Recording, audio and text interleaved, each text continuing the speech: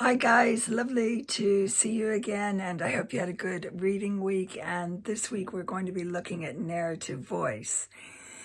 Now, this is just a very brief introduction to narrative voice from a writerly point of view. If you get more into this, modern narratology is very, very interesting. You can read more about it by looking at the Bennett and Royal chapter on narrative voice. And there's some excellent texts in further reading if you really get into this, as many of us do. So let's have a look at narrative voice from a writerly perspective. We're going to look at tone and style in prose and kind of how they interact with identity in your narrative. If you haven't yet read James Baldwin's Sonny's Blues, that's on Blackboard, you might want to just take a little break and read that now. I'll be referring to it throughout this talk. A little chat about what narrative voice isn't. Narrative voice isn't a way of drawing attention to your genius. Narrative voice isn't a coherent, natural form of expression that is stable from one project through another without any effort on your behalf. And narrative voice isn't something you need to find before you can write. These are all common ideas and misconceptions about narrative voice. A lot of times we kind of try too hard with narrative voice. These are common misconceptions about narrative voice. We either try a little bit too hard with narrative voice, or we expect too much of ourselves, thinking that we're not doing it right. But don't worry, I hope to help you get over both of those with this lecture.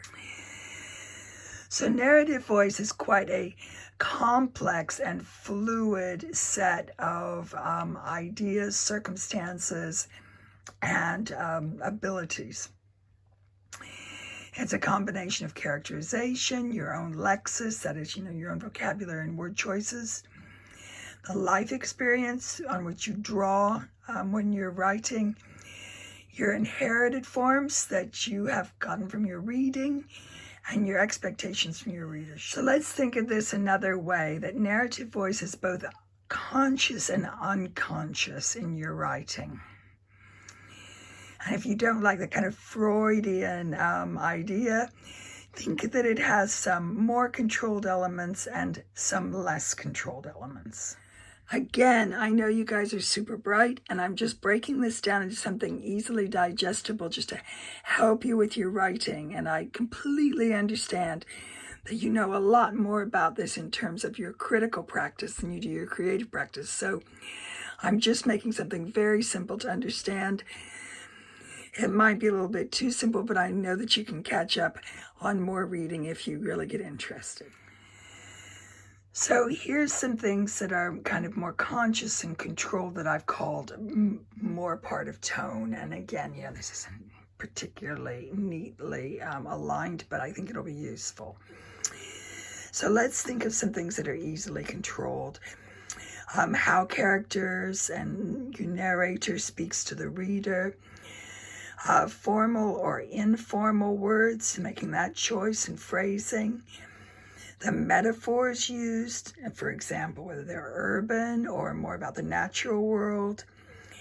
Rhythms of sentences. A sense of otherness or uncanniness, if you're writing historical, horror, fantasy, sci-fi.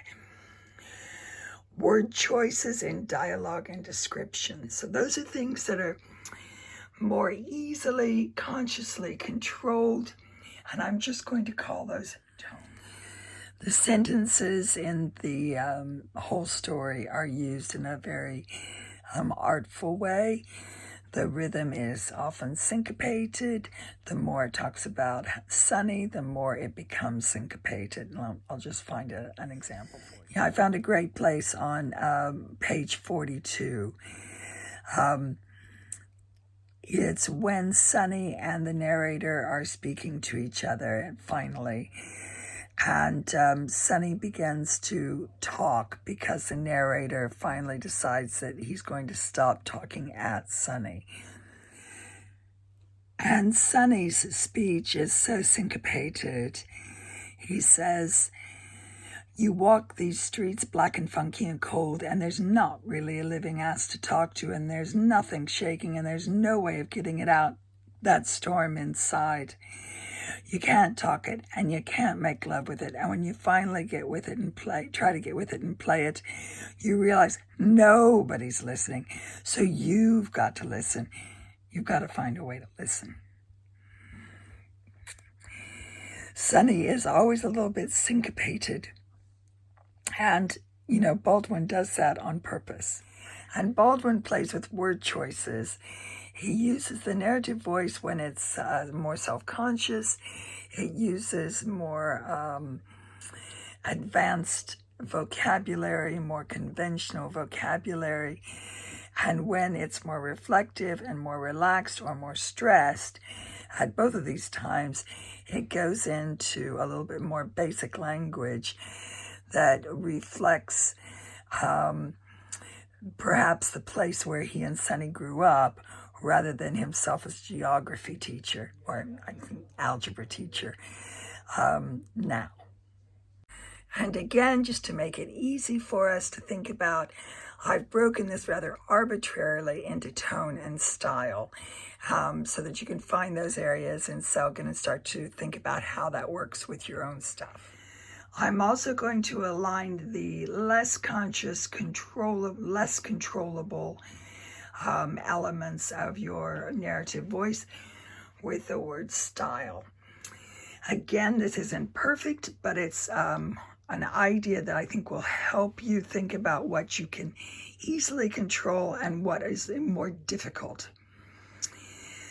So things that are a little bit more difficult to control is something that is a little bit less easy to control is how your life experience affect your choices of metaphor and image.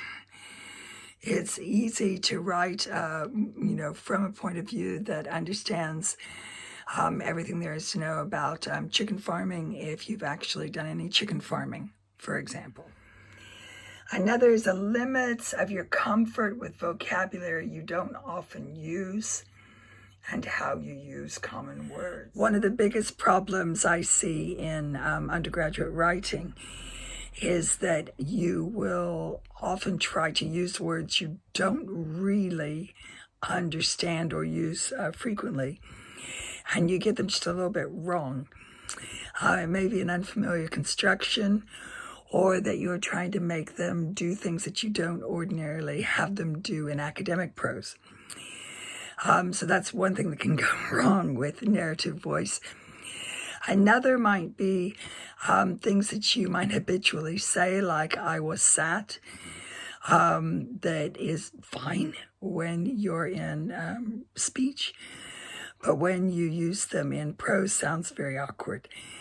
So there are kind of limitations about that you might not be able to notice when you're just writing it for the first time. Your sense of humor and feeling for timing. I mean, we can't control our sense of humor, can we? And how much suspense is enough for us, and, how long a joke can go on for, and how long we're willing to listen to an exchange of philosophical views. Those are all kind of personal things that are limiting sometimes in the effectiveness of our narrative voice, but that we don't really consciously control. Your previous reading and the examples you've stored in your brain. Now here I am in my library at home, which is also my living room, and I've had a major clear out of books over the summer. So you can see that, I read a lot. I read about 3 fiction books a week, and I've usually got a nonfiction book on the go as well. So your reading increases the kind of examples you have for narrative voice, tone, sentence construction, and sometimes you can very much see whatever I've been reading start to come through in my writing. Sometimes just in terms of pace, if I've been reading, something silly like Terry Pratchett, all of a sudden my prose really speeds up, and my pacing speeds up sometimes when I don't want it to. So, whatever you read, those are examples that you've got in your brain for how to solve certain technical issues in your writing, and that's naturally going to come across. Your personal taste and aesthetic, I don't think I have to explain anything about that. Your empathy and understanding, how your words reflect your inner self and its capacities and limitations.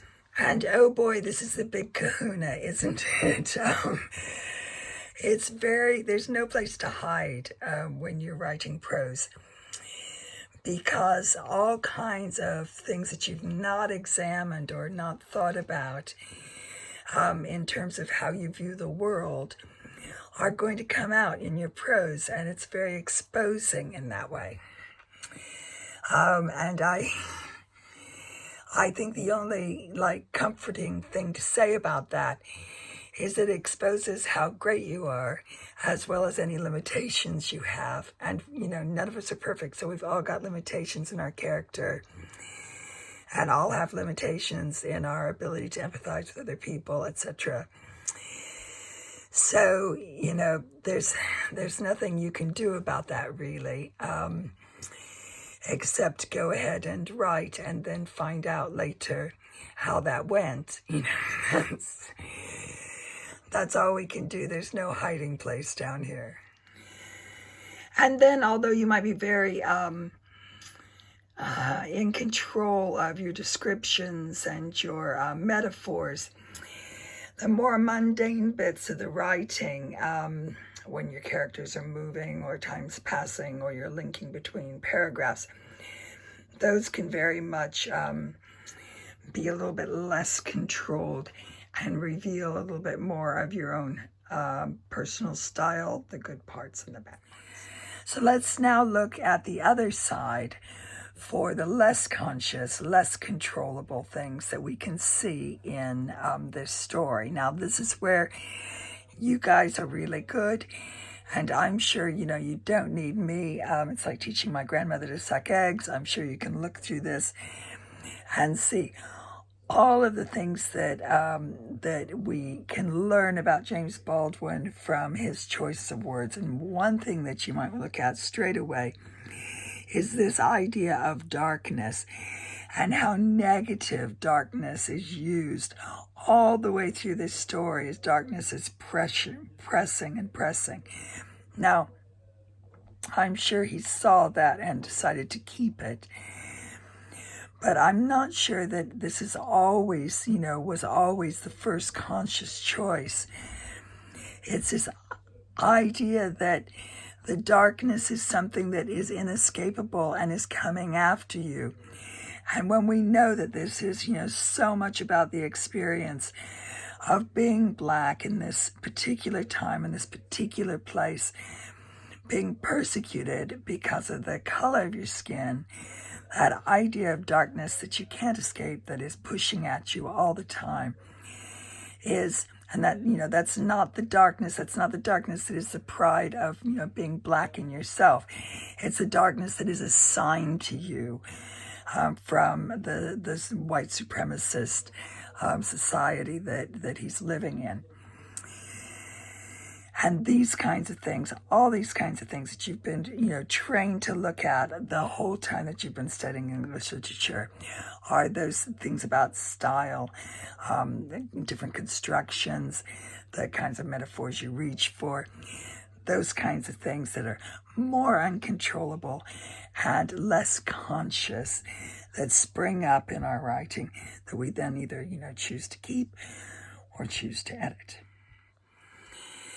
So where tone is more controlled and we're able to make very clear craft decisions about how things are going to be expressed with tone, with style, it's much less controllable.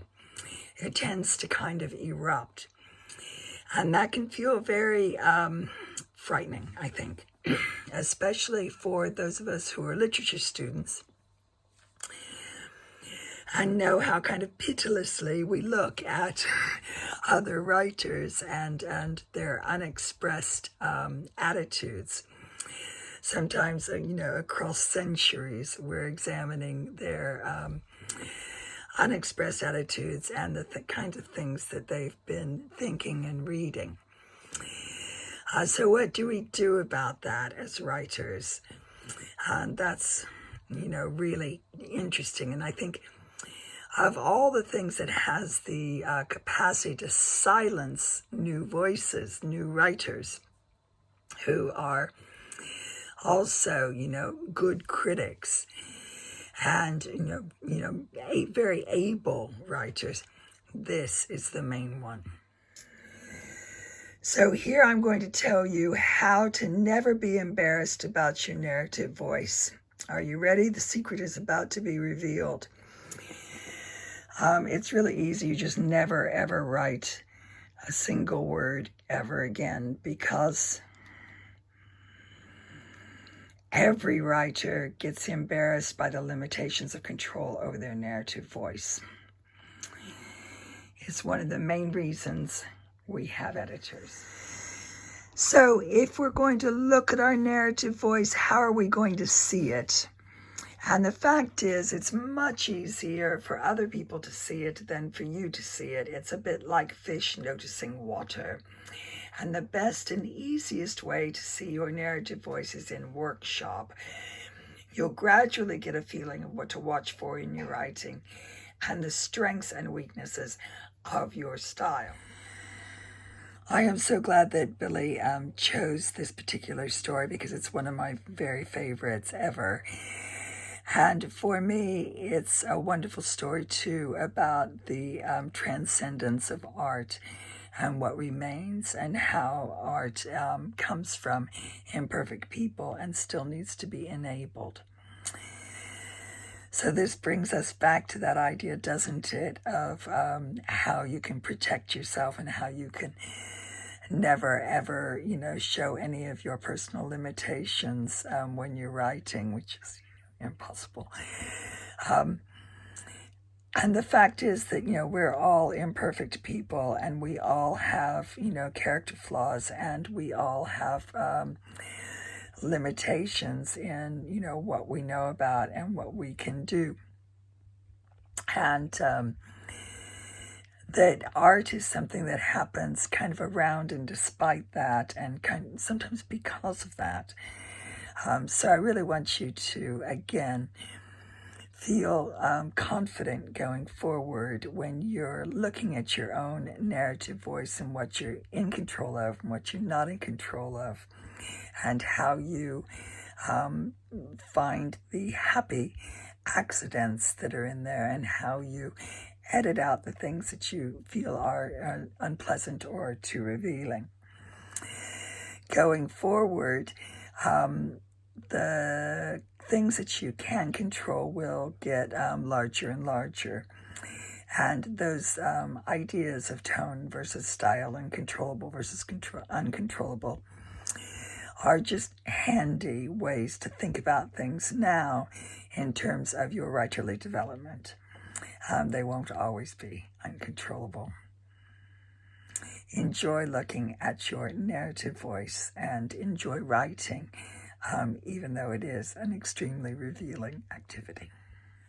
So if none of us ever wrote until we had complete control over our narrative voice and were, perfect as human beings, and were able to, never write anything that was too revealing about our own weaknesses, nobody would ever write at all. I hope this has been an interesting way for you to look at narrative voice from the writerly side, and that you can take that into your writing practice, and it helps make you feel more confident and more able to write your own brilliant stories.